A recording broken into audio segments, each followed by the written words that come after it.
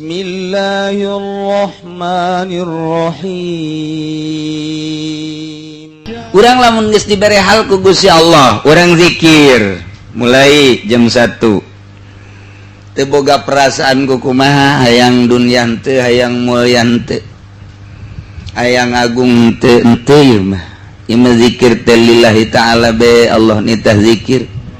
Kemudian genang Allah zikir teh mulai urang zikir. Dulu zikri la ilaha terurusuhan zikir teh geus bae sesuai jeung aturan la ilaha illallah la ilaha illallah la teu boga rasa diri du zikir teh Allah la ilaha illallah Allah fa'alul lima yurid wallahu khalaqakum lima ta'malun la ilaha illallah dicekel mah dicekel tasbih tapi teu maksud gitung menang sabaraha ieu teh besi menang 3 haju tunduh. La ilaha lolobana emang gitu lah.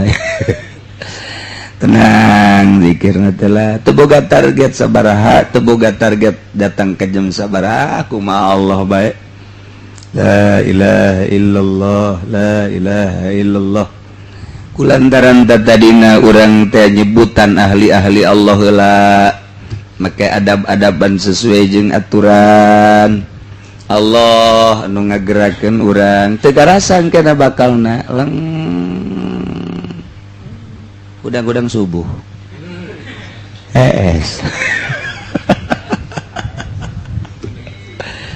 ieu mah lain leng teu inget di mana kumaha ngeunah eta ngeunah eta hal ngan kakarak karasa ngeunah doang kakarak karasa ngeunah. Namun ditanya ngeunahna modal kumaha teu bisa nyaritakeun, pokona mah teu boga pikiran ku kumaha leng rindu tah urang. Rindu encan dibere ku kumaha kakarak awalan hal awal teng dibere rasa ngeunaheun amat sih. Eta berjam-jam ge sila sugan engke bakalna nyeri henteu. Sugan sing seur moal. Moal teh mah kajen ku kumaha ge moal bae. Jag-jag bae urang sabaraha jam teu karasa. Misalnya jam hiji datang ke adzan Allahu akbar Allah eta hanjakal boga rasa hanjakal ih adzan mah ku ngeunaheun teu karasa di jam hiji jam 2 jam 3 jam 4 3 jam setengah teu karasa ku ngeunaheun ngadenge adzan teh ngadenge adzan eta teh asa hanjakal embung teh ngadenge adzan teh ku ngeunah-ngeunah illallah la ilaha illallah geus teu maksudna naon teng hese tah meunang deui ka kos kitu teh hese mungkin teu sabulan dibere deui mungkin ke sababaraha bulan teu nyana berusaha tapi ge kadang dibere deui ku Allah kayak geus sering dibere kos kitu teh terasa asma Allah teh aya Sami'un Alim keur didengekeun keur dikanyahokeun keur dideuleukeun ieu teh terasa kos lautan laut ilmu Allah laut asma Allah laut basar Allah geus teu daya teu upaya ieu hal di mana karasa asma bakal karasa sifat di mana geus karasa sifat jeung asma bakal karasa afal ieu lainang urang nang Allah geus kabeh dedeleuan Allah bae darasaan Allah bae jalainang urang selama urang ngaku moal usul-usul sebab aya pengakuan diri di mana urang masih kena aya pengakuan diri moal bisa ieu geus lepas kabeh teu boga pengakuan nang Allah ikeur carita penjabaran praktek nama lain gitu ieu carita penjabar praktek nama atuh lain gitu engke teu karasa tama lantaran tama anugerah ti Gusti Allah urang bisa ngalepaskeun mimitina tinggal ngalepaskeun dunia heula dilepaskeun bae heula dunia teh ja dunia mah dipikir teu dipikir sakitu bae dihayal teu dihayal sakitu bae diteangan teu diteangan sakitu bae artina sakitu bae urang boga kepercayaan japal kolam geus anggeus kolam utar atur pembagian ieu harta urang di teangan ai aturan megana sakitu mah ti lauhil mahfuz na sakitu bae teu di teangan ge dasar dek loba mah dek loba bae jafal kolam jadi urang teh kuari dek lawan pukar pikir ja geus beres pembagian rezeki urang ka urang milik urang ka urang teh geus anggeus geus atuh nu bisa mah atuh rek di pikiran geus pembagian Allah di Lauhil Mahfuz tinggal kuari man di peta-petakeun ku Allah tah poe eta dek naon deui nu tak boga keyakinan geus atuh ka Allah keun ayeuna mah teh ieu mata kicep nang Allah ceuli nang Allah napas di jero urang aya ruh nang Allah dibersihanana ge ku Allah urang teh kan boga kahayang dong kembalikeun ka Allah ilallah minallah fillah mulai nikmat nyulusup kaharti asma kaharti sifat kaharti asma jeung sifat bakal kaharti afal di mana geus kaharti sifat asma jeung afal bakal kaharti zat sebab moal keluar asma sifat jeung zat kaju kos kumaha tuh moal bisa suasaha ge moal bisa hatta Kangjeng Rasul ge teu ngabejakeun Kangjeng Nabi Isa, Kangjeng Nabi Musa tengah mejakeun, tapi eta ditajallikeun ku Allah sabada takholli urang, ta eta tajalli ditajallikeun teh, kemudian eta dibere hal, urang tajalli, ta eta teh dipilih ku Gusti Allah tempatna. Kangjeng Nabi Musa digerokeun ka Gunung Tursina, apa teu imkaneun Gusti Allah lamun lain di dinya atuh imkaneun, ngan geus kos kitu bae sunnatullah, dek mere Allah kahiji hamba na anugerah tajalli kudu dipanggil heula ka Gunung Tursina. Kanjeng Nabi Yusuf apa bisa apa teu mungkin di luhur luhur bisa tapi dek ditajallikeun di jero sumur. Kanjeng Nabi Ayub apa bisa apa teu bisa lamun ku sehat atuh bisa tapi ditajallikeun ketika geus tinggal rorongkong doang. Kanjeng Nabi urang dipilih ditajallikeun teh Sidratil Muntaha walaqad ra'ahu. Nah, iyalah Allah teh boga pemilihan-pemilihan nu mantap, urang teh urang kudu milih tempat ieu teh. Lamun tempat ieu teh bagus ieu teh jang ibadah ka Gusti Allah pindah. Ieu terasa ngeunah ya di dieu mah ya di dinya, mungkin diberi anugerah bakalna di dinya. Ieu teh teu ngeunaheun di dieu mah di anu pindah. Eta teh menang Allah ngagusar ngageser aya waliullah di Masjidil Haram teh ngeunaheun kunaon aya di Jabal Abi Qubais geunah aya waliullah teh di Masjid Madinah kok teu ngeunaheun ibadah teh padahal mah di raudhah deukeut Kangjeng Nabi kunaon atuh di patilasan Kangjeng Nabi di sekitar eta mah kok ngeunaheun pilihan Allah nah iyalah Allah teh dek merek ka urang tajalli ta eta teh dek nyembungkeun dek ngasupkeun hal ieu terserah Allah teh mah kumaha Allah bae urang teh dipanggil seakan-akan ku Gusti Allah mana ka Banten mana ka Gunung Santri naik ka luhur diuk di dinya sok ibadah sarua jeung kos kitu sila sok pereum bentak aya tukang saho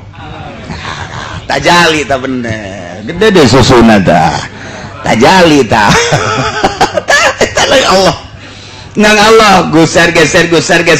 hakikat mah Allah tiapan ge berangkat sia ka ditu ka Mekah berangkat ka Madinah berangkat ka Irak berangkat ka Iran berangkat nang Allah utar atur di satu tempat Allah mere sesuatu nu indah luar biasa nu teu kanyahoan ku batur rahasia Allah paingan diberangkatkeun horeng dek mere eta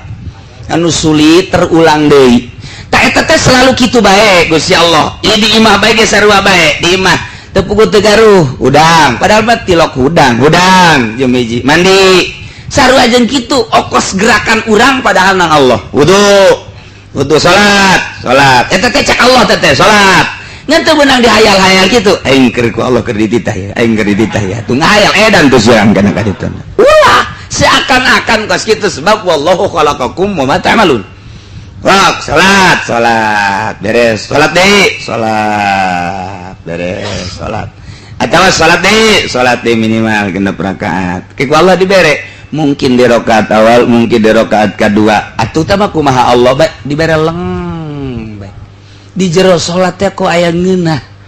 di jero salat teh aya ngeunah rahasia Allah dibere ku Allah jicipan eta mah rahasia Allah mungkin ka ul kiai mungkin ka ustad mungkin ka pedagang mungkin ke petani mungkin ke karyawan atau kumaha Allah bae nu merena mantek aya kiai teu ngeunah-ngeunah salatna tapi ngadenge aya hiji karyawan abdi dipasieun ke ku nikmat ieu teh rahasia Allah anugerah ngan coba datang deui henteu kos kitu bisa deui henteu kadang-kadang sulit teh nah ieu keur carita nyulusup hal di mana geus aya hal nah ieu tadi teh hal teh waridun yaridu alal qalbi min kasbi anwa asrari dzat wa anwariha keur carita Imam Syibli Abu Bakar Syibli mun urang geus ka Baghdad karasa kadeule gambaran makom Imam Abu Bakar Syibli gitu luar biasa. Nah anjeunna dibere hal ku Gusti Allah diciwit teu karasa digebugan teu karasa digolok teu karasa bata bentak bae henteu naon kitu ngaranna henteu tunduh ceuli dedengean lain dedengean nu ieu lain dedengean nu ieu lain dedengean ieu suara mobil suara teh kadenge jadi pindah tak ketika aya hal teh dedelean lain nu ieu dedengean lain nu ieu aambean lain nu ieu jadi ngageser padahal jelema di dinya mun sakira-kira dicabut teh halna teh biasa deui ketika dibere hal di dinya kene jelemana tapi lain dedengean lain nu ieu aambean lain nu ieu dedelean lain nu ieu jelemana di dinya kene masyaallah boro-boro keur carita alam kawalian alam jin urangna di dieu tapi ternyata dibukakeun ku urang ku Gusti Allah di alam jin atuh asup urang ka alam jin biasa kadeuleu alam jin teh kadeuleu istana kerajaan dan lain sebagainya di alam jin ieu mah lain alam jin alam hakikat. Tah Abu Bakar Syibli teh teu karasana naon geus mang poe-poe teu sare sababaraha poe teu sare teh lain teu sare lalagan teu sare bae teu kuat sebab lain dedelean nu ieu lain dedengean nu ieu nah di akhir ayatna Abu Bakar Syibli asup ka hiji tempat eta teh kumuh anu luar biasa loba puntungan-puntungan awi anu sarareukeut nyana asup ka dinya di alam hakikat ku ngeunah teu karasa aya paku nancep aya awi nancep teu karasa ternyata paku jeung awi nu nararancep ka dirina teh eta teh ngajadikeun sababna maot teu karasa ku nyana teu karasa kunaon di jero hal eta henteu karasa nikmat luar biasa asa jeung Allah bae neuleuh Allah denge Allah napas Allah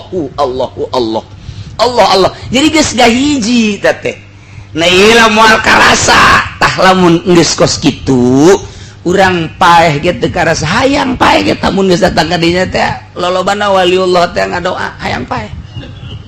nikmat jasa sebab kapanggih jeung Allah geus wusul berani di jero kubur ge nang tangan malaikat lantaran Allah na eta kene di dunia di luhur bumi Allah na eta di jero kubur Allah na eta di mahsyar ge Allah na eta kuari geus wau jeung Allah atuh teh sieun ketika malaikat maut ketika malaikat maut menjemput nyawa saya malaikat maut deuk naon deuk nyambut nyawa lain ti kamari angel amat sih carekan malaikat maut kira-kira aya tuh kudu nyarekan sagala tuh gegeraan hayang geus ka geura usul ka Gusti Allah hayang geura kapanggih gitu hayang geura kapanggih jeung Gusti engke di kuburan ge ditanya ku malaikat munkarna ke mandra boga jawabannya sia nanya maka ditu kana can wauh jeung Allah aing mah di dunia geus wauh jeung Allah beuh ceuk malaikat poara amat laporan ka Gusti imbe jadi ditanya nyarekan kula sia teh men tanya-tanya bae cek Allah teh geus teu kudu ditanya tah mah geus wauh jeung Allah engke di mahsyar teh tujuanna mah ngaroko bae tenang baik di sisi tenang baik ada lihat tuh kalem baik dari jelema nu kieu nu kitu eta sebodohnya nu jaga sawu ieu jeung Allah nungguan panggilan dong sugan sieun atuh henteu la khaufun alaihim wa lahum yahzanun naon sebab atuh di dunia da geus kapanggih jeung Allah teh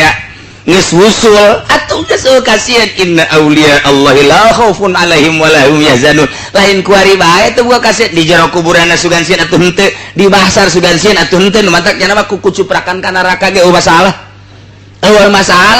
nu mantak daripada urang didelekeun ka surga haja teu ka surga maning ka neraka tapi teu panas waliullah teh pan ditaneangan murid-murid da coba besi di neraka murid-muridna kuku cuprakan di neraka teu panas cenah mah neulekeun muridna sia ye waduh geus aya abdi Asep di mana Asep Cikupa geus tarutung ge oh aja sia mun kunaon gara-gara ulah ngobrol lah angkat heula menjadi tutung ge kunaon ya ngeri tanggeus asup ka langit biru. Aduh Gusti Allah agung. Nah iyalah orang menyaritakeun ka saya geus diangkat eta waliullah ulama kuku cuprakan di neraka. Oh masalah teu aya naon kitu ngaranna henteu panas. Contoh tuh panas Kangjeng Nabi Ibrahim kuniyana rukuni barda wa salaman ala Ibrahim. Tama adab doang seuneung manaskeun adat tama jabuktina para rasul, para nabi, para aulia Allah ketika ku Gusti Allah ditiiskeun atuh tiis bae. Nah iyalah Abu Bakar Shibli teh ya asup ka hiji tempat nu kumuh katojo sukuna ku awi dan lain sebagainya teu karasa ceknya terus maot Sayyidina Ali apa karasa tuh henteu geus aya hal mantak cek Sayyidina Ali eta cabut geus dicabut oh ja teu karasa halna keur aya kos kitulah para wali-wali Allah subhanahu wa ta'ala jelema bobogohan ku nikmat-nikmatna galedeg kadenge moal kadenge di sisi kuburan sugan sieun ka kunti anak henteu moal padahal manyana eta di sisi kuburan nya hujan geledeg glungsing jeleget henteu sieun naon sebabna geus wusul ka susu.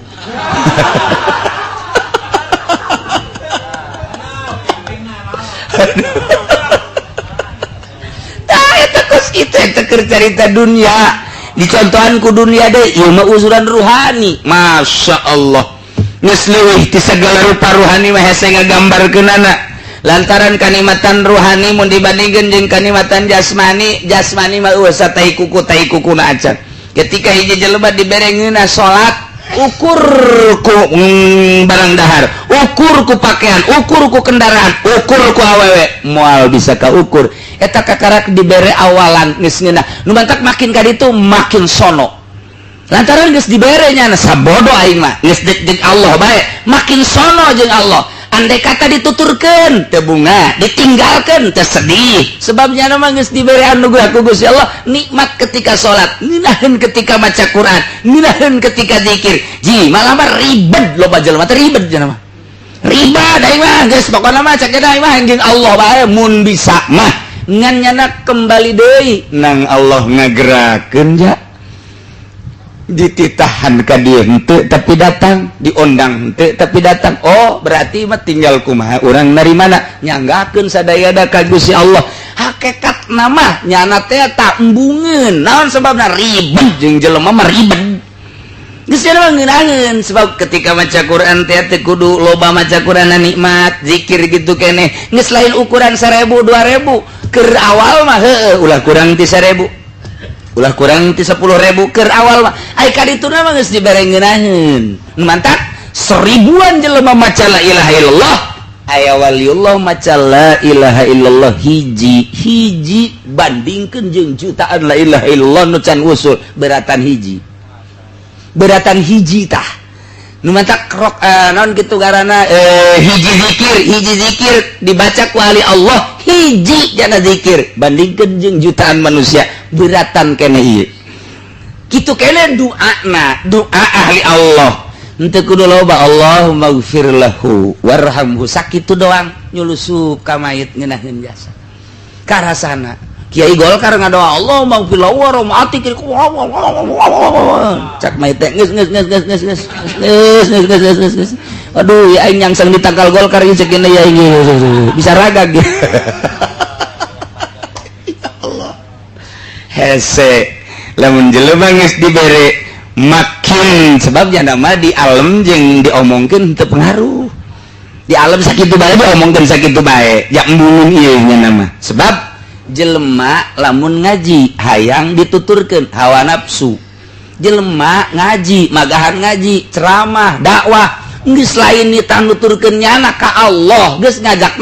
ka Allah bae lamun diri itu geus ka Allah atuh geus cukup jangan ngajaknya ka Allah jadi lain hayang syak kunaon teu ngaji ka aing hawa nafsu siksaeun Allah tetek kiai kos kitu kunaon teu ngaji sia ka aing siksaeun Allah atuh kunaon hayang diajian pan ngaji teh ngajak ka Allah ge Allah anu noelna daekeun jeung henteuna dakwah teh ngajak ka Allah ketika urang ditu didakwahan geus ka Allah atuh geus urang sok aju pan sia didakwahan ku aing bere atuh aing amplop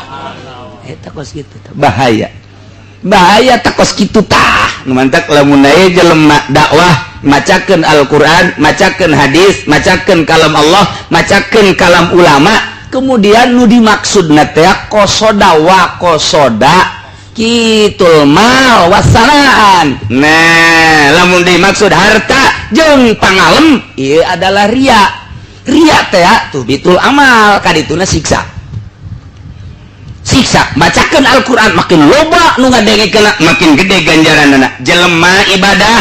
kemudian didengekeun ku jelema loba makin loba nu ngadengekeun makin gede ganjaranna ka dirina lamun henteu qasdul mawasana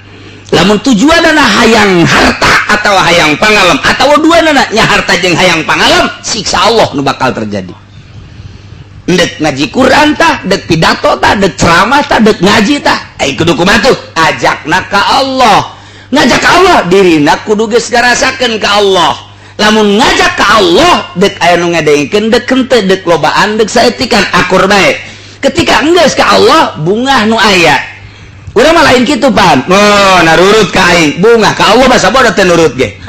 urang mah tibalik tak ieu mah lain bungah asal geus ka Allah bae ge urang ditu geus salat atuh geus teu kudu didawan geus cukup urang ditu geus ngarzarakat geus atuh teu kudu ja dakwah teh dakwah neruskeun Kangjeng Nabi di sampingnya imankeun ngaislamkeun ieu jadidu imanakum nambahan gede iman nambahan anyar iman kudu urang ditu areun geus salat areun geus zakat geus teu kudu ka ditu atuh nu penting mah ka Allah nyana teh silaturahmi atuh kajin tapi urusan nafsu teh datang-datang urusan nafsu cenah geus teu ngaji jak geus atuh masalah ieu mah sok ditanyakeun sieu datang-datang ka aing barang geus jadi jelema yes baheula mah sia keur nyungkruk ka aing bae nah ieu siksaeun kiai siksaeun siapa ngaji di aing nyaho ka alif lempeng jeung bengkok teh pan di aing ku ari sia geus gigiridigan ka dieu ka ditu pan tilok nyapa ka aing kiai siksaeun Allah ji atuh geus we urusannya nyampekeun atuh geus ganjaran engke bae di akhirat bari tungganana ulah ku ari diomongkeun padahal teh murid aing tapi ku ari nyana geus tilok ka aing bloon jasa sumpah sia ku aing sia disapa sia ku aing cak muridna ngadu sapa yuk ngadu sapa Pak pokona jeung nu teu karena Allah mah panyakitan bae tapi lamun nu jeung karena Allah sebab nu di dileuna ridho Allah nikmat kanu ngaji nikmat kanu ngadengekeun nikmat ka murid nikmat naon nikmatna mere sakitu teu mere sakitu datang sakitu teu datang sakitu sistem ngomongkeun sebab naon izin ka Gusti Allah ja hakikat mah titipan ti Gusti Allah ngajak lagi ka Allah ieu ku ari geus da bisaeun nyana teh tadina diajak ka Allah cara ngaji amil ngaji jurumiyah narkib dan sebagainya halal ngasal alfiah dan ku ari geus mandiri atuh geus teu kudu kumaha geus bisaeun nyana ka Allah bahkan geus ngajakan ka Allah atuh geus urang mah diojol pantah kamuliaan teh ku keagungan ku dunya ieu kutukeun Allah teh urang lamun ngomong kos kitu teh hese jasa hese teh kos kitu jita bacana ka aing emang kasiap ku aing mah ieu hiji-hiji acan hese mantak urusan batin lamun teu boga guru moal bisa ria capek jasa ngaleungitkeunana ria teh capek sebab urusanna ruhani urang ku ari encan aya guru ruhani atuh moal bisa sanajan dulur-dulur supaya ikhlasnya sebab urang teh wa ma umiru illa liya'budullaha mukhlishina lahuddin tah caki pudoli teh kos kitu dari ceramah tah mukhlishina lahuddin pugunya na berangkat ka ditu ge hayang amplop atuh tia kunaon ngadongengkeun mukhlishina lahuddin panyanana ge lamun teu di amplopan teu datang pan cenah mukhlishina lahuddin pan eta munafik eta kos kitu ngaranna sial cak haji pudoli emang sial sia mah atuh lain aja pudol ini kabehan aduh nganyan apa ya ditukangan kabehan hese emang kumaha jak kiai ge dulur sing ikhlasnya ai ceramah teh kos kitu pantak ulah kamari ge ngadengkeun Ki Nurjaya sing ikhlas bae sing ikhlas pugunya na kadinya ge hayang diberi duitan pada teh kos kitu tah munafik eta teh ngaranna tak kudu kumaha atuh urusan rohani atau beneran pancan beneran ge 1 juta kali ngomong ikhlas moal bisa sebab candi urusan pan ai candi urusan lah atuh ngaranna ge candi urusan kadaharanna naon rohani teh obat naon rohani teh anti naon rohani teh ai awak urang pan ku ari teh di urusan isuk-isuk ulang ngadahar rujak sia nyeri botong nya isuk-isuk ada rujak jadi ente cara baca aing normal hakan ku sia menang bae setengah jam WC mananya tepungan sia tak eta teh isuk-isuk dia urang diakurkeun bae wuduk haneut mantap cek urang teh laksa mantap iya nanti karena belah di tete tuh nanti ngomong atuh sia tete kena entah teng akur untuk menjaga kesehatan disesuaikan kadaharana ieu kieu le ngantuk seetik urang teh disarekeun jang awak ba urang geus teu kudu dipeta-petakeun meta sorangan mentek cek Imam Ghazali cek Imam Syafi'i seluruh imam pemerintah urusan dahar rakyat bakal dalahar bae sebab lawan kebutuhan masing-masing ulah diurusan coba urusan dahar nehangan bae aya sangu dangder hui naon mantang hui jeung mantang eta kene bakal sebab kebutuhan sorangan ayeuna kudu urusan lain urusan dahar rakyat mah urusan statistik urusan politik urusan birokrasi dimantak menjadi pemerintah teu kudu kiai nu bener utar aturna urusan jang urusan perekonomian jeung perpolitikan sanajan cicing dimui ari teu becus mah kiai cicing dimui teu becus atuh acak-acakan bae teu kudu kiai majelis ulama teh kan sakadar ngaran doang nu penting mah bisa birokrasina sanajan lain kiai sesuai jeung aturanana jadinya nama urusan kalurusanana dina kitu urusan siasatna ieu salurkeun ka dieu ieu ka dieu teu kudu kiai acara kiai bae atuh leuwih abdol asal leuwih kudu leuwih bisa ternyata diuk di dinya leuwih ambruk atuh pecat kiai ganti ku si peot tadi nyata tak kos kitu negara teh sebenarnya mah kos kitu ngan dikira-kirakeun kiai lantaran dititipan ilmu bakal leuwih bagus asup ka DPR jadilah bupati ternyata ambruk sebab naon dikendalikeun ku Yahudi di negara urang mah nah gitulah nah ye balikan deui ikhlas teh ya bagian ruhani lamun urang encan ikhlas moal datang hal satungtung aya keneh ria ujub takabur nafsu ngaranna mual datang hal jelema didatangan hal teh ku Gusti Allah diberi anugerah ketika geus eueuh panyakit ruhanina ku ari urang saseleh dek ngadengikeun ria ge sebab ria bagian ruhani posisi riana aya di lelembutan nu mana di urusan ge encan ku urang salilana aya mah aya kitu ikhlas saeutik persentasena cek Imam Ghazali teh mah aya ikhlasan aya riaan ditimbang gedean mana ikhlas jeung ria gedeana ria bae urang sodako ikhlas aya riana aya timbang gedean ria bae can di urusan mah urang aya nama tutulung ka batur aya ikhlasan aya riaan timbang gedean ria bae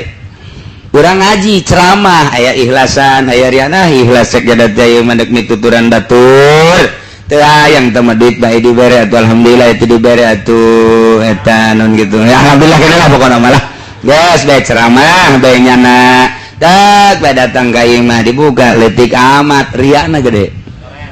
liana tetep bae hese can diurusan tah mantap perluna pengurusan ruhani kudu ka ahlina nu tadi teh kudu ruhul kamil arwahul kumal ilah anu bisa ngurusan urusan ruhani jelema nu geus bersih ruhanina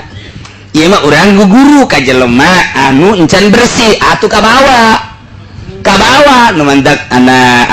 almarhum abah teh dik di pesantren anak awewe ka ditu bae nya ka mana cak anak teh ka cinta pada ulalah cak abah ih palalinter kaluaran cinta pada mah ulalah cak abah teh mending urang-urang bae atau kadenya ka Bogor sakali deui hayang ka cinta pada bae ulah nu mantak ulah nama guruna sok asal keluaran cinta pada bae haju bae jualan tiung tah eta teh ti dituna jualan tiung guruna ka muridna ge jualan tiung terus bae muridna ge engke mun muridna de jualan tiung deui bae jualan jilbab jualan tah eta ti luhurna kos kitu tah kolot mah geus istimewa jasa ulah sok jualan tiung saeutik mah ngomong penyakit eta dibawa di pondok bae guru geus jualan atuh kadituna kumaha tah eta lah jadi ilmuna mah gede teh ngan dibere embel-embel kuari muridna kitu bae asal aya pengajian jualan asal ngayakeun pengajian jualan atuh emang uyah moal tetes kada pasti ya mantap dengan guruna nu ikhlas mantap kula masantren di Banjar teh cek abad teh didinya bae lantaran surahan di Banjar mah hayang pindah ka Cikole hayang pindah ulah geus di Banjar bae bebeja kula ka Abah bah di Banjar mah ieu ngaji utawi iku surah lapar doang gitu boga kajen di Banjar geus lain kajen mah kula teh geus jadi sampai ke saya sadaek mana sayang ka ditu ulah ka ditu ulah can kaharti kahartina ka dieu tahapan ikhlasna nu beda tetesan ikhlas engke deuk hayang surah kumaha sia lamun guruna ikhlas ngembang lamun guruna teu ikhlas sabakutek sakitu bae sia nya bakutek tah sakitu tah bahasa Prancis eta bakutek teh teu nyahoeun jadi hese tah kolot mah luar biasa istimewa ulah geus di Banjar bae barang diteliti kos kitu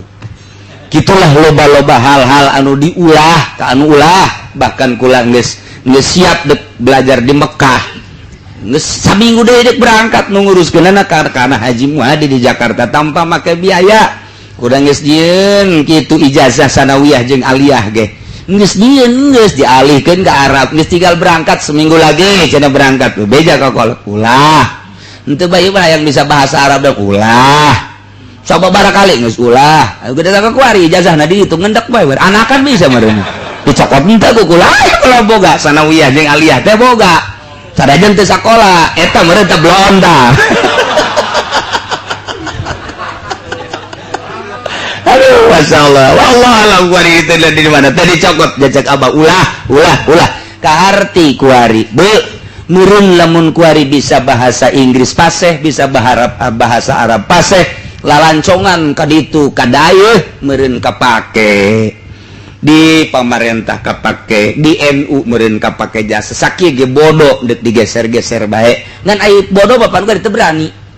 berani embu aing bodoh ke disengserikeun batur geus ngaji kieu bae aing mah bade dolos lah pokona deres tah inget ka kolot bener teu meunang leulempangan kadayeuh nya sia dayeuh nah iyalah jadi barang diamati kuari ikhlas begitu terus dididik ikhlas bari terus dipraktekin encan bisa ai beneran ikhlas mah ngan praktek lalaunan bener oge sia ngaji bah panu ngajina ge kiai mah ulah neuleuh kiaina asal sia bisa ikhlas nu barisa ngaji bakal ngaji ka sia jago ngaji tapi teu ikhlas mundur boro-boro nu bisa ngaji nu bodoh ge moal ngadekeun sia jaheunya geus kitu bae geus pokona geus ulah hayang dinanaon ulah hayang dibere ulah hayang disasalaman ulah mah geus ngaji titik geus sakitu pan ngomong mah babari tah coba ge ceramah pun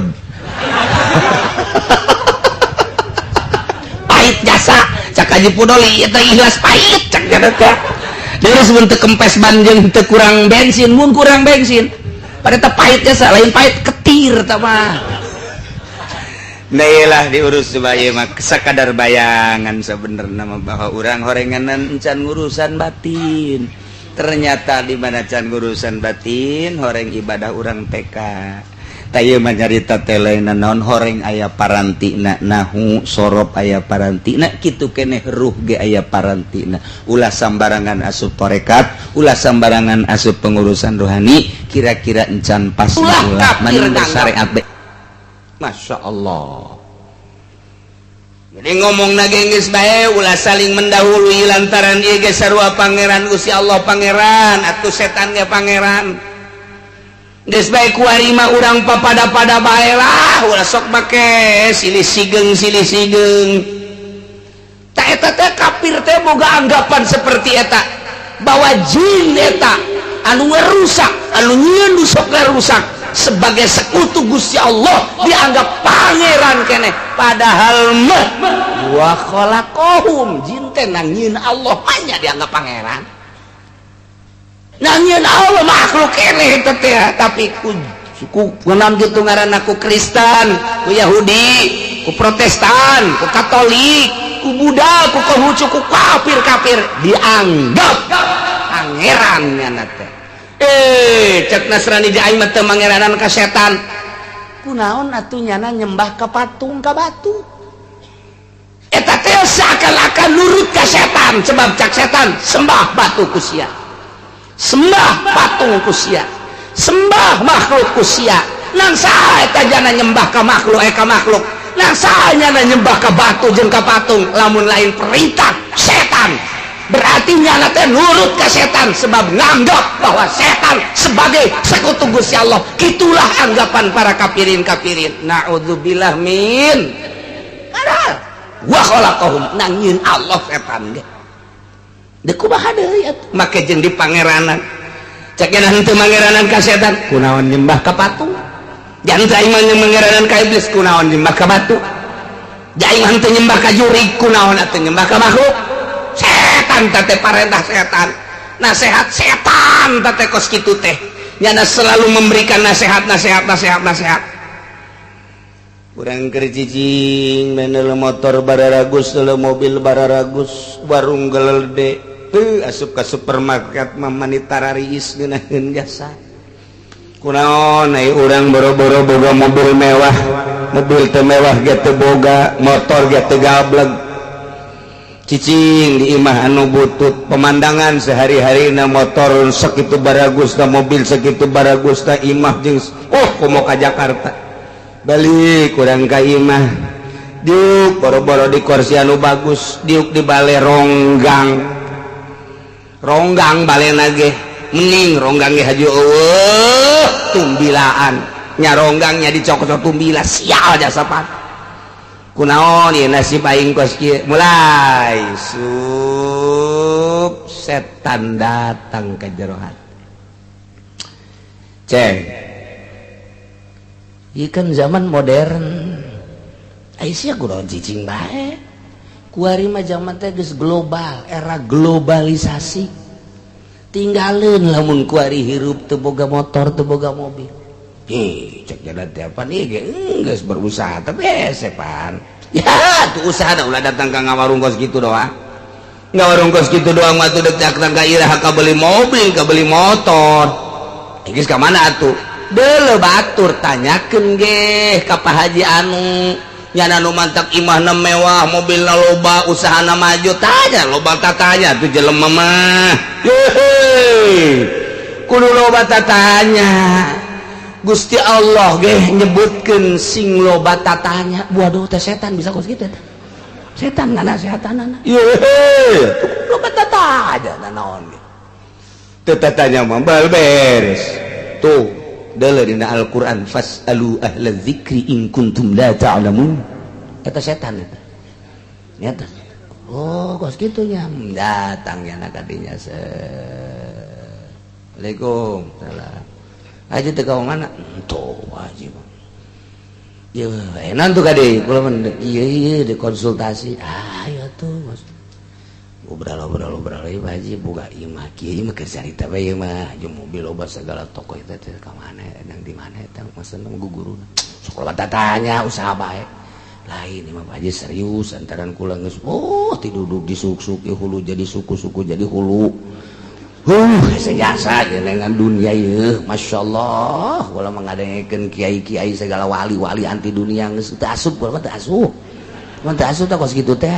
tetep hayang boga mobil we hayang boga imah mewah lah eta komo teh ki uci ngomongna segala wali-wali lain tersep ya imah kos kitu geus bawa ka ngaji imah ka ditu ieu mah da ka Mang Haji bae da guru kumaha tuh guru kitu ieu mah dagang bae ieu dagang ge jabang mana Mang Haji mah rugi da teh kitu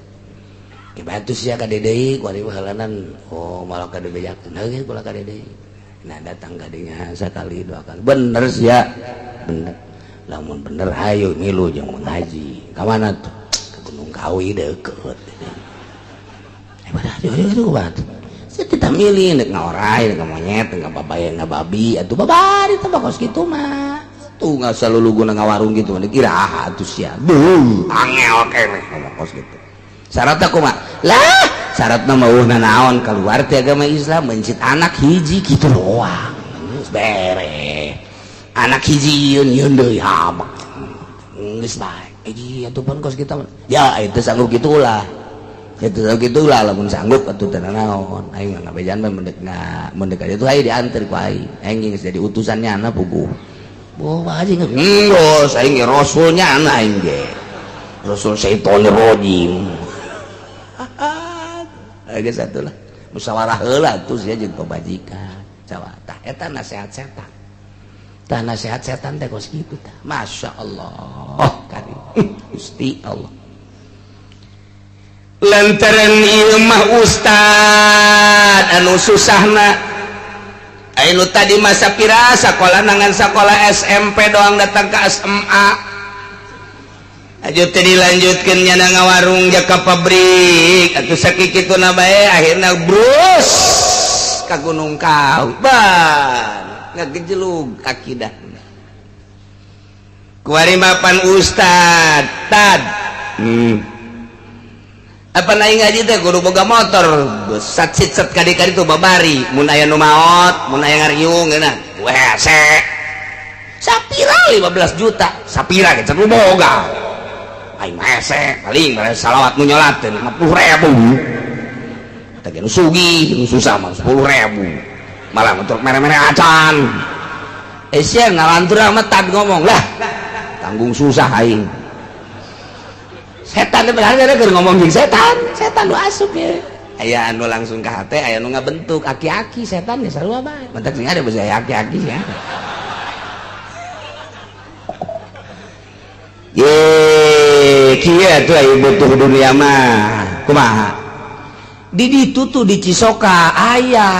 di ditu nuker ngembangkeun usaha ngaranna Langit Biru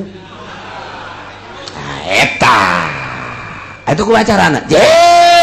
tapi urusannya sapira beli daging doang urang kadinya set balanja engke urang bakal dibere bonus urang titip dibere bonus komo lamun urang bisa ngajakan mah eta mah tuh capina fatul muin riba ulah ka make fatul muin lah nah jelema susah sih make fatul muin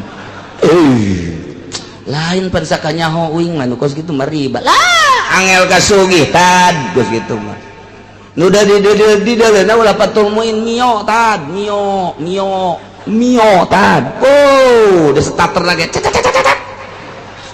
mantap jasa tad komo sakupi nu eta teh nu naon beureum jambu teh waduh eta betad pokona mah tinggal nyokotan bae jelema invest kadinya engke ente mah boga engke sasaleran sakanyaho tuh ngaji di mamana kita mah riba kos kitu mah atuh naon ngaranna teh ngaranna naon cek dina syariat pan aya ngaran-ngaranna usaha ge geus silana nu kos kitu mah bebeja ngaran geus bae hayu bae geus eta mah ajakan masyarakat ku ustad badaekeun ge kudu di pangajian heuh nya ye atuh tad geus ku ari mah engke bakalna meundang Avanza ka ditu ngeunah hentan jeung itu mah eta digawe mah bari ngarokok bari magahan ngaji tapi urang boga duit ye ulah sok ajuri bari bakos kitu eta kiai nu sok ngariba-ngaribakeun carekan ge ku sia ngadu kitu jeung aing kitu bejakeun lah buku mah lain hiji bae kitab kitu loba geus ulah make hiji kitab bae bejakeun gatuh ngadu kitu jeung sia geus sia ge masantren itu masantren ngadu atuh susah bae sia lamun teu milu kadinya mah ji bener oge yo atuh aing mah sakadar nganasehatan sia kitu ge hayang sugih mu atuh teu kudu tah mah aing atuh sakadar mere jalan doang geus ka aing ka dieu deui isukan ngalamun maning asup maning gula maning asup maning gula maning asup maning gula jol bae setan make dipikir-pikir kan asup geus pokona mah tanggung jawab gitu lu mun anu nanyakeun dalil nang geus gitu ejakeun eta mah aya kiai-kiai nu ngaharam-haramkeun kiai ortodok sama kos kitu mah teu nyaho kamajuan teh mah kiai kos kitu mah di bener oge ye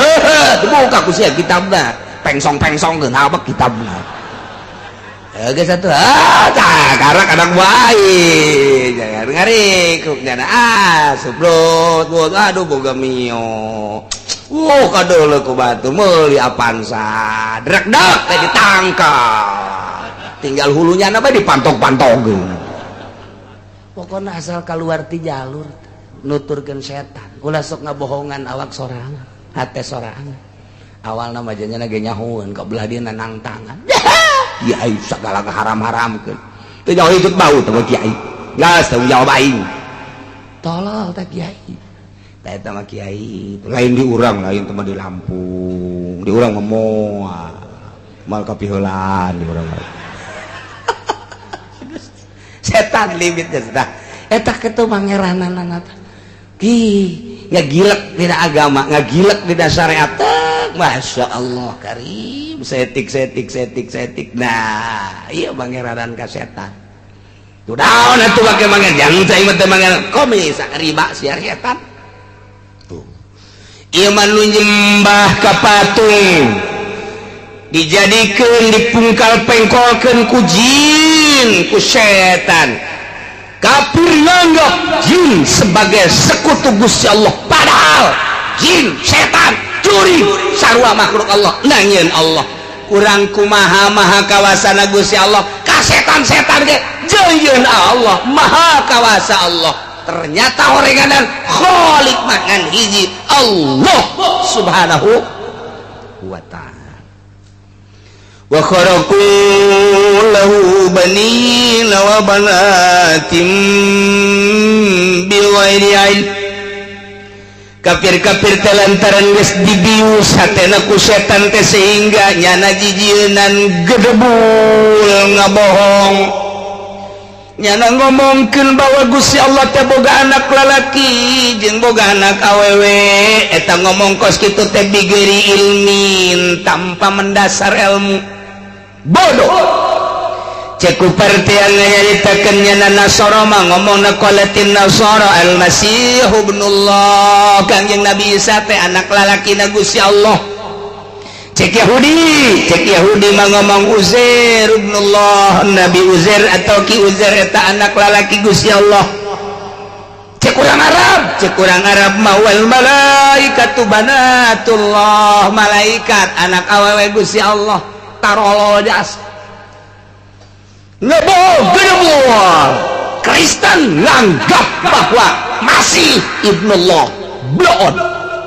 Yahudi nganggap bahwa Uzair anak laki Gusti Allah tolong urang Arab nyaritakeun malaikat teh banatullah anak awe Allah ndeu kumaha sih subhanahu wa ta'ala amma yasifun maha suci Gusti Allah maha luhur Gusti Allah tina anggapan-anggapan nu disipatan nu dicaritakeun ku para Yahudi ku para Nasrani ku kafir-kafir Arab bahwa di anna lahu waladan Allah teh boga anak maha suci Allah subhanahu wa ta'ala ikut kurang karari itu ngomongna teh nggak soro ngajelaskan bahwa masih anak Allah atau apa Allah boga anak memerenanan atau kudu boga pamajikan kapan Gusti Allah teh teu boga pamajikan ya Gusti Allah malam yalid walam yulad walam yakul lahu kufuwan ahad ya Allah nang Gusti Allah kabeh kamari geus dicaritakeun langit berbintang-bintang wabeh planet nang Gusti Allah bumi kabeh nangieun Gusti Allah berikut jajadian hujan nu turun nangieun Gusti Allah nu lain nang Gusti Allah makhluk-makhluk kabeh nangieun Gusti Allah berikut setan nu dianggap pangeran ku kafir-kafir wa khalaqahum nangieun Allah dianggap boga anak padahal teu boga pamajikan kabeh ge bandangieun Allah teh nu ngadamel langit jeung bumi nu mantak badiyaus samawati wal ard nu ngadamel langit nu ngadamel bumi tanpa kapiheulaan ku contoh Gusti Allah mah teu kapiheulaan ku contoh nyieun sasaha ge urang mah urang kuari dek yen imah ge kudu boga gambar nyontoh heula dek alamana ieu teh dek ala timur dek alam Mesir dek ala timur tengah dek ala Spanyol atawa dek ala kaditu Belandaan aya gambarna pakaian ge pakaian urang teh dek niru-niru mana dek niru Arab dek niru Belanda dek niru Amerika dek niru Paris aya gambarna atawa dek niru urang Jawa make blangkon aya gambarna aya gambarna kabeh urang mah kapiheulaan bae ku gambar teu bisa urang nyieun tanpa gambar nu mantak salah satu bukti Allah teu nyieun contoh heula makhluk di zaman Kangjeng Nabi Adam datang ka kuari apa aya nu akur jeung moal aya ayo cak Allah ya iman teu kudu make contoh-contoh teu kudu make contoh-contoh bapana kos kieu mana kos kieu borosot anakna lain deui akurkeun sadunia aya teu nu model kos kieu malah aya bapana hideung anakna bapana hideung mana hideung aya borosot putih heran cak bapana mah nya aing hideung mana hideung aya anak putih pasti sia main jeung tatangga kajen gua kumaha teu percaya aing aya deui bapana putih anakna putih pamajikanna putih aya anakna hideung sia de kurang curiga bisi anak boga anak hideung sia de lantaran kuari mah zaman geus teh tangan nu caritana ieu mah Allah mah nyieun teu kapiheulaan ku contoh nyieun manusia nyieun langit nyieun bumi teu kapiheulaan ku contoh badi'us samawati wal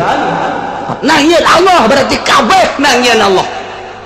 langit serta eusina nangieun Allah bumi serta eusina nangieun Allah berikut setan-setan juri kabeh nangieun Allah eueuh nangieun salian Allah anna yakunu lahu waladun wa lam yakul lahu sahibah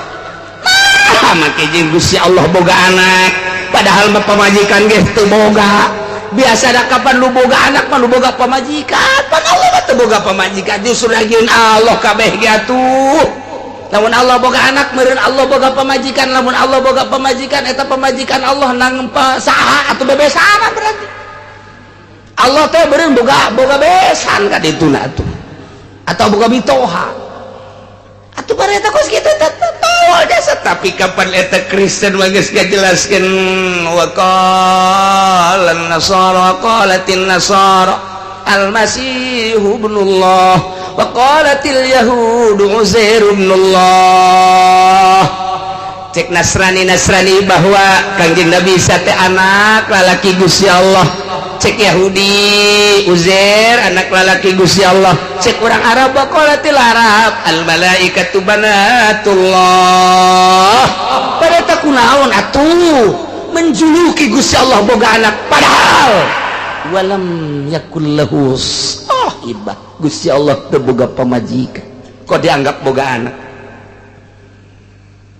jeung deui Gusti Allah teh khaliqu kulli syai wa khalaqa kulla syai jeung Allah teh anu ngadamel kana seluruh perkara wa huwa bikulli syai'in alim jeung Gusti Allah teh maha uning kana seluruh perkara eueuh anu teu dikajahokeun ku Gusti Allah langit jeung eusina nangieun Gusti Allah Allah uningaeun ka langit jeung eusina bumi jeung eusina nangieun Allah uningaeun kana bumi jeung eusina kanyahoan ku Gusti Allah nu kumalandang di alam dunia teh nang Gusti Allah kabeh jadi milik Gusti Allah kabeh nu bogana Gusti Allah nu mantap Gusti Allah mah Rabbul Alamin pangeran seluruh alam nyieun kabeh sakabeh alam anu ngurus sakabeh alam diurus ku Gusti Allah nyahoan Gusti Allah urang keur darariuk di dieu teh Gusti Allah teh keur deulekeun ka urang nyaho ka hate-hate jelema nu keur darariuk di dieu teh nyahoan aya nu keur neuleuan jam bae lapar cak nyahoan aya nu pan engke cenah jam 10:30 boga janji kapanggih di pengkolan Allah nyahoan aya anu geus boga janji deui endek datang ka imah engke jam 11 Allah nyahoan aya anu aing mendek ngaji bae menghindar beusi aya anu nagih Allah nyahoan kajahoan kabeh aya anu diajak ke puncak tadi aku babaturan eprak babaturan anak berangkat ti heula nya tinggalin aing daripada tinggalin memening ngaji bae nyaho Gusti Allah nu teh nyaho Gusti Allah kabeh nyaho kereteg hate urang lempangna getih nu aya di jero awak urang nyahoeun kabeh nu matak lamun urang geus kadinya tapi pikiran urang kana maha uningana Gusti Allah urang bakal izin ka Gusti Allah nyahoeun Gusti Allah neleukeun Gusti Allah insyaallah sieun ka Gusti Allah sieun ka Gusti Allah matak aya be tafakur nafakuran makhluk jang mengarah kana maha kawasana Gusti Allah kudu sampaikan ka boga rasa urang teh dikanyahokeun ku Gusti Allah urang teh boga rasa dideleukeun ku Gusti Allah lamun datang tak kadinya rasa urang wah geus ibadah bakal lazat ngeudah ibadah jadi urang dik ngala wudu heula diu bade hareupeun cai bade tafakur aing ieu asup ka dieu ka cai digerakkeun ku Gusti Allah aing bisa neuleuh dideleukeun ku Gusti Allah nu kadeuleuh ku aing makhluk Allah aing teh bisa neuleuh ka makhluk Allah nu kadeuleuh ku aing makhluk Allah berarti Allah khaliqna setiap makhluk nu kadeuleuh ku aing teh aya nu ngagerakeun Gusti Allah aing diuk di dieu ngagerakeun Gusti Allah urang dik ngalawudu teh kos kitu atau lamun di Mekah mah orang bisa dijorogeun batur ya antri pan ngalawuduna ya di imah kalau bari tapakur kayak geus bisa mah geus bisa sakilat sakiteup ya mun can bisa kos kitu nagog we urang di luhur cai ye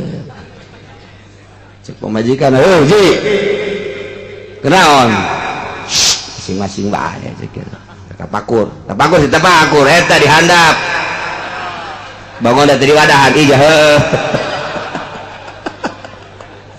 dasar aki-aki wadahan atuh susuk omong nasa kepada rupa aing keur ibadah ka Gusti Allah ibadah bae ngagantung atuh wadahan celi Gusti celi teh ku Gusti dibere bisa gadegekeun berbagai suara-suara makhluk Gusti eta suara-suara makhluk Gusti teh berarti aya nu nyuarakeun nu nyieun sora teh Gusti Masya Allah cek jana teh horenganan eta suara satu sarua aja ngadegekeun suara Gusti abdi Gusti hampura mata abdi hampura ceuli abdi irung iya pakai napas ku abdi nu dihirup ku abdi anu ku abdi diisap iya teh oksigen angin teu kadeuleuh ku mata abdi tapi pan aya angin lamun eueuh angin mah meureunan paeh kan makhluk ieu teh aya angin buatan Gusti teu karasa ku abdi di mana bae abdi di kamar abdi di jalan abdi di majlis abdi di leuweung abdi keur di kantor di mana ku abdi dihirup eta udara lamun ku Gusti Allah di stop eta udara atau dibere penyakit eta udara Gusti abdi meureunanan geus jengker ku ari tapi Gusti bahasa gala-gala teu kadeuleuh ku mata abdi tapi lamun make mikroskop membeureun angin kadeuleuh jelas aya ieu teh angin jasok karasa tiis komo aya AC komo aya kipas nu jelas mah ieu dihirup ku abdi ieu makhluk Gusti aya gustian di dinya ya Allah ya Rabbi Gusti hampura irung abdi sok pake ngambean macem-macem Gusti kadang-kadang mah ngambean nu ku Gusti diulah ku abdi dicium bae terus hampura bae Gusti tuh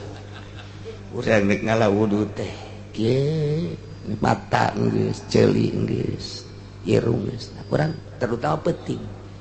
penting tak kira-kira bangsa orang jam 2 mulai orang mandi diuk ngalawudunan ya atuh cenah moal kaburu salat daripada salat teh inget ka Allah mendingan nagog inget ka Allah perhitunganna kos kitu salat lalu kocak salat tahajud Allahu akbar Assalamualaikum tahajud Allahu akbar Waalaikumsalam kerek deh tamat tahajud TK apa bos gitu apa nu dimaksud salat teh inget ka Allah ku hari urang keur wudu endek wuduna bae geus inget ka Allah mendingan teu salat tahajud daripada salat tahajud cukrut trut mendingan tiuk bae heula di dinya tah inget ka Gusti Allah dimaksud makan ngadeukeutkeun diri ka Gusti Allah atuh bade ampura Gusti sumut abdi loba pake ngasaan makanan Gusti mun abdi dahar jeung daging jeung opor kitu karasana abdi sok poho ka Gusti abdi mun ngadahar daging anu sok di kecapan teh naon ngaranna teh semur abdi sok poho ka Gusti abdi ngadahar daging nu sok di kalapanon ngaranna teh rendang teh sok poho ka Gusti aya abdi jeung teri sok inget ka Gusti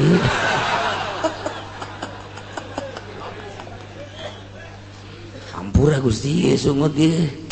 tah eta tina makanan inuman ya beda apa abdi sok pake nyaritakeun Gusti aduh kadang-kadang nyaritakeun anu dipake karido ku Gusti kadang teu dipake karido ku Gusti pake ngomongkeun batur setunggeus teu bata geus di ka Allah keun janu Allah pan abdi ge abdi teh nu Allah mata nu Gusti titipan ti Gusti pancek tadi ge wa khalaqa kulla syai kabeh perkara nang Gusti wa huwa bikulli syai'in alim Gusti maha uninga abdi keur diuk di dieu teh Gusti uninga nyaho Gusti ih Gusti mah maha gagah moal kasieun oh abdi diuk di dieu nang Gusti maha gagah bisa ngadiukeun abdi ka dieu padahal mah abdi mah jelema bodoh tapi ku Gusti dikersakeun seakan-akan hei Junaid udang sia udah sarua jeung kos itu teh sia teh kesel sia teh mung tapi deuleu surga aing udah mandi ngan kurang teu kadege seakan-akan kos kitu mandi rapih mandi dah manusia junub mandi tiris batur mah perang di medan laga nyawa taruhana sia kakarak mandi bae geus nyebutkeun tiris ya cak Gusti Allah deuk tahajud sorga sia ulah sok tiris awas sia ku aing digeringkeun isuk cak Allah teh mun sia tiris bae digeringkeun ku aing sia ulah sebut tiris ulah bejakeun haneut gitu tiris Gusti haneut tiris ya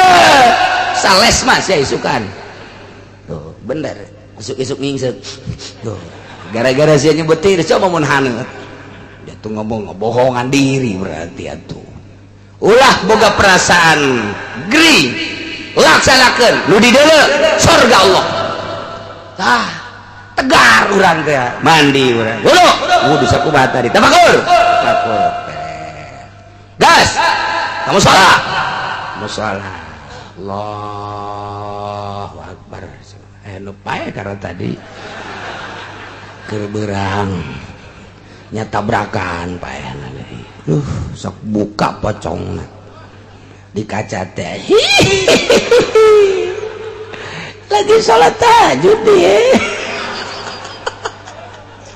emang teh kos gitu tolol bohong ka Allah balik kurang kakarak takbir dong Allahu Akbar asana aya pocong kanjeng kumaha muringkak bulu aing ya geus aing mah 180 derajat balik tolong datang ke pemajikan dari tahajud cepet awat lo bawa omong aya pocong kadeuleu bang encan kadeuleu mah ayo besi bae ya borangan lo ya cek saborangan eta poho ka Allah tapi lamun pas ka Allah mah teh aing nangieun Gusti Allah pocong nangieun Gusti Allah setan teh wa khalaqahum nangieun Gusti Allah lamun nyana didatangkeun ka aing nang gerak Gusti Allah berarti Allah nyoba ka aing coba pocong coba tah dah teu sieun aing mah bapak kolot siap pocong datangkeun ka dieu ye parangsana aing sieun meureun lawang ditutupan henteu aing lompat ye poho we ka Gusti Allah sih tapi lamun manteng ka Gusti sembarangan aing ka dieu teh nangan gerakeun Gusti Allah kicep aing kicep Allah denge aing denge Allah gerak aing gerak Allah siap pocong ka dieu berarti nang Gusti Allah diuk sia ngajajar di hareup yuk aing salat goda aing kusya moal sieun aing sebab keur ka Allah Allahu Akbar aya pocong deui teu sieun berubah ku jadi kunti anak bukna geroi ganda roba-roba pan setan kakarakos gitu tak tesieun bismillahirrahmanirrahim bismillahirrahmanirrahim bismillahirrahmanirrahim aya kana baca budak bismillahirrahmanirrahim ancana ku bismillah indit deuen teu asal kurang mantep we ka Gusti Allah tapi lamun ka Gusti Allah mantep leungit bangsa pocong karek Allahu Akbar ngadenge Allahu Akbar hate urang manteng ka Gusti Allah indit temen kos kitu ge jelema ti tanganterkeun bibina teh apaan sakadea anterkeun teh bibi sia ka mana tuh ka ditu ka lumur itu oh jauh bibi ayo berangkat ke atas maghrib anterkeun bibi balik di ditu jam 9 peti pas tanjakan 9:30 aya nu ngajubleg putih cek dia ada parangsana aing teu bisa babacaan beneran larang pocong Bismillahirrahmanirrahim wa ilahukum ilahu wahidun la ilaha illa huwar rahmanur rahim Allahu la ilaha illa huwal hayyul qayyum la ta'khudhuhu sinatun wa la nawm lahu ma fis samawati datang ka selesai tiupkeun aya keneh bah can manjur parangsana aing eueuh deui beureudanan babacaan aing ya yasin ku aing sia Bismillahirrahmanirrahim yasin wal qur'anil hakim innaka laminal mursalin ala siratim mustaqim tanzilal azizir rahim litunzira qauman ma unzira aba'uhum wa hum ghafilun laqad haqqal qawlu ala aktharihim fa hum la yu'minun nama turut aya keneh bah je bismillah ya 100 Bismillahirrahmanirrahim Bismillahirrahmanirrahim Bismillahirrahmanirrahim Bismillahirrahmanirrahim Bismillahirrahmanirrahim 100 tiupkeun gimana ngajubleg ge bae ya Allah geus beak babacaan stok geus beak stok ngajubleg ge tolol meureun dia ku aing sampeurkeun sia aing geus beak babacaan masih kene can indit kene ja biasana ku ayat kursi ge hiber leuit padieuh henteu datang nyana kadenya cek tol bak sial orang takal kadonglong di kapur Masya Allah atuh bahasa Quran ge moal leungit cek nyana katipu aing orang dek Agustus kabur kabal bisa ku babacaan teh mah kos kitu mal ngajubleg bae goblok aing katipu cek cenah tuh duborangan bawa sok kusorangan kene kusorangan sebenarnya eueun nanaon kusorangan kene ngajurig-jurig teh padahal eueun nanaon borangan teh kos kitu hobas kieu jelema de kondangan begitu de kondangan diengkeng belantaran rada maribis aju pas tas maghrib rada ngagedean isya rada letik kondangan guys berangkat jana kabeca kira-kira bangsa 10 meter ke jalan datang beca kemana pak kondangan kayak mana oh rame cara dirinya tuh nondang ayo guys berangkatnya pan asup make batiknya nanti mau tas salinan maksudnya besi kotor karena ada hujan besi kotor mawas barang di dulu baju nanti anu batik teh hiji kotor ya mah horenganan oh tadi teh meureun lempah di jero beca pan beca teh ditutupan make plastik ku tukang becana japan besi nyebrok ditutupan nyana asup ke jero make batik di jero diganti make baju putih celana putih baju putih kopiah putih tebakan maksudnya saling di jero lantaran deka ondangan besi kotor bener baik kotor tadi di jalan teh kakek ceretan nu batikna dipakai baju putih nges aja sorban dikalurkeun gede putih deh beres barang datang kan wahajat dibuka ku tukang beca plastikna barang dibuka ke cak tukang beca pocong tukang beca katipu kene bae tukang beca pocong tuh birat kabeh nu hajat kabeh aya pocong wah lompatan kabeh cek jana saha pocongna ieu pocong tadi make batik cek eta pocong salin di jero beca pajar pocong katipu ta eta teh anu nganu borangan mah emang dijajadikeun bae jajadikeun jadi mah keur wiridan we tengah penting maca sholawat ngeunah ya sallallahu sholli ala sayyidina Muhammad wa ala ali sayyidina Muhammad kama shallaita ala sayyidina Muhammad cenah cenah ieu bae ya besok ngaji teh mingguan ieu dingeunah biasa ibarat teh bener pas keur kamarina aya nu maot pentingna teh aya kosrek kresek wah asana tadi udah ada 4 letik ya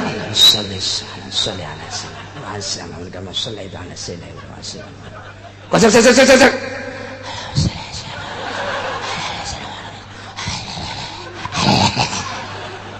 asal kelenger didinya kerasa ah segala dengan ngagoler bae ya iya goler dia kan tapi terus baik korasek tetap punya anak kieu bae datang ka tarhim jam 4 ya arhamar rahimin irhamna nu kekeresekan aya keneh bae sakira eta jurig dikeur penting can balik keneh bae datang ka jam 4 dideuleuh ku nyana masyaallah orenganan ucing plastik dan asup ka dieu jadi lempang lah ucing ya korosek atuh goblok aing katipu ku ucing emang nu borangan mah kos kitu jeuh ulah borangan nu mantek ge biasa bae coba lamun keur penting di dalam aja ucing atuh kan berani ye lamun nu beranian geus bal katipu ku jurig Allahumma sholli ala sayyidina Muhammad wa ala pocong beneran dah pocongan sholli ala sayyidina Muhammad wa ala sayyidina Muhammad dah siaing sieun aing pocongan ya